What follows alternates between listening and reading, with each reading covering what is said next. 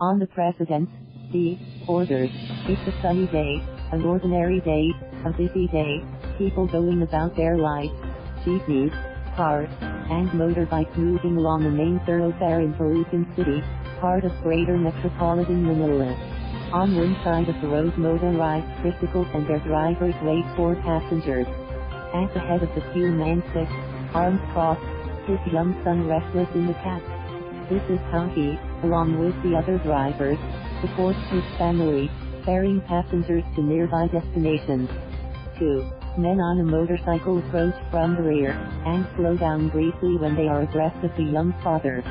The man riding tandem pulls out a gun and at point blank range shoots the unsuspecting driver in the jaw, pauses, then fires again, this time hitting the victim in the chest. The assassin zoom away. The victim staggers, approaches the drivers behind him, who are in shock, still processing what they have just witnessed.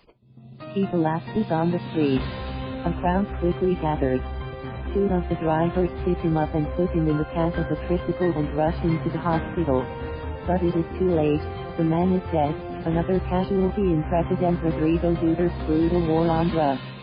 Caught on a security camera, this slaying in broad daylight is the most horrifying scene in On the President's Orders, a powerful and disturbing documentary on the human cost of this senseless war, based on a crisis manufactured by Awards Minds. By Olivier Sarbel and James Jones, the film was part of the recently concluded Human Rights Watch Film Festival at Lincoln Center. It has yet to be screened in Manila. Sarbel and Jones were embedded with the Tolucan police for 4 months. Time enough for the duo to be the proverbial fly on the wall, with remarkable access to the police as they went on patrol in Tolucan slums, with lists of suspected drug users. No one wants to be on that list. To the cops, a user is as good as a pusher, whose extermination is devoutly to be wished. The slums are thus viewed as hostile territory, and so the death mask-wearing cops act as an invading force, intimidating and brutalizing the very people they are supposed to protect. Civil rights be damned. Despite the reasonable rhetoric spouted by the church-going Tolucan police chief Samar Modipulo when seen has been bearing a cross during a Holy Week procession, these acts of state-sponsored violence give the lie to the gestures towards the common humanity the political establishment is so rehearsed in. Speaking to Frontline, an independent news program for public television, Jones said, "Olivier and I just showed up to the Tolucan main police station and after 15 minutes we were sat in left square bracket the chief of police's right square bracket office. Pretty much immediately he agreed to give us access. Quite quickly it became clear we could just wander around the police station and kind of talk to everyone. From then on, it was just a matter of me and Olivier winning the trust of the individual officers so they would talk to us honestly, take us on operations, and give us a proper insight into the work they were doing in the drug war."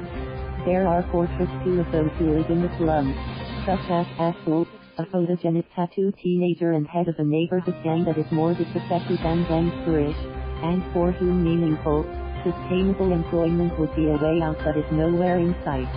We find out later in the film that Axel is the son of the murdered tricycle driver, that he was with his dying father, in that tricycle cab, imploring him to stay with him and not give up the ghost. He recounts all this in a seemingly dispassionate way, but underneath one senses a fierce resentment and hatred for those who treat him and his peers as animals. One of the more fascinating characters is the owner of the local funeral parlor. He doesn't occupy much filmic space but he starts to hold our attention as the grim realities accumulate. Laconic, with his portsy hat, he is the embodiment of the Grim Reaper, who moans to ferry the dead to the next life, the neighborhood Karen. His pet dog might be Sir Russ but he's too friendly to be that.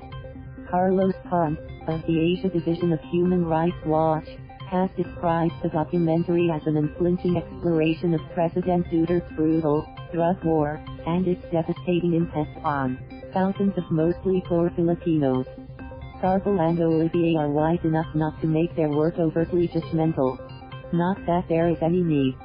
For the facts presented here speak volumes about the abhorrent injustices that the poor suffer, about their dead-end life, about their dreams that die early on in the face of a society, and a hypocritical, morally thankless government that doesn't give a damn.